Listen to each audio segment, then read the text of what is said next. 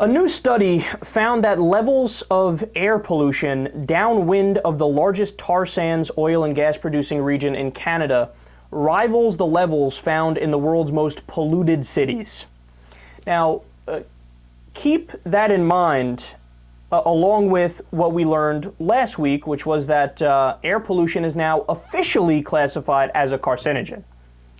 So downwind from these tar sands oil producing region, there's more pollution because of that, right?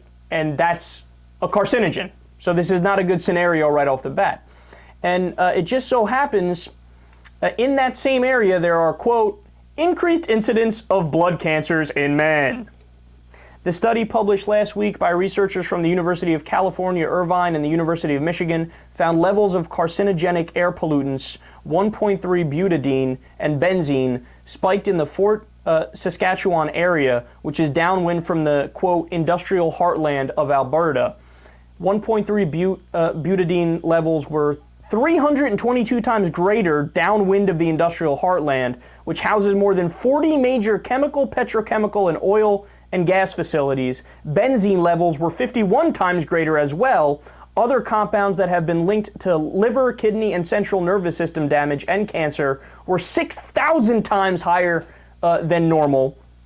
And the main point here, quote, incidence of leukemia and non-Hodgkin's lymphoma in men was higher in communities closest to the sources of pollution than in the surrounding counties. So understand the total picture here, and this is how it links up to the Keystone XL pipeline. This is in an area that does what the Keystone pipeline is going to do. They're the largest tar sands oil and gas producing region in Canada, right? And what they're saying is if you live downwind of there, you're fucked. There's going to be a higher incidence of cancer. There's going to be a higher incidence of toxic chemicals in your air that you're breathing. And, I mean, obviously any rational person would say that doesn't make sense. We should probably do something about that, whether it's new regulations or you stop building all new tar sands oil systems unless it meets certain standards, right? But no, in the U.S., they're still considering, hey, let's do the Keystone XL pipeline. It'll create jobs. And it'll make us more oil independent and gas independent. But that's not even true either, because what they're going to do with the Keystone XL pipeline, the plans are that we'll export all that gas. Yeah, but wait a second. You just said it's going to make us more oil independent, but you're gonna ship out all the stuff that we produce? That doesn't make any sense. That means we're not becoming more independent.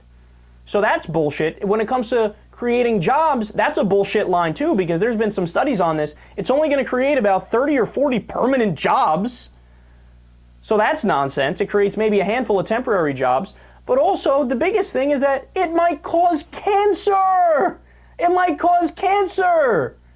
Look, it's relatively clear that if you live downwind from those sites, you're in a hell of a lot of trouble, because benzene and other toxic chemicals get in the air, other pollutants, and that causes cancer. And look, in this specific area, non-Hodgkin's lymphoma, leukemia, and all blood cancers, they spiked. Anytime they're going to be debating this in the future. Whenever somebody says, we need it, we need the Keystone XL pipeline to create jobs and for this reason and for that reason, just remember those few facts that I told you. Number one, it very well may cause cancer. It may give the American people cancer, as evidenced by this. And number two, they're not even doing it to make us more oil independent, because they're going to outsource all the oil. So it's bullshit. There's no reason whatsoever to make the Keystone XL pipeline.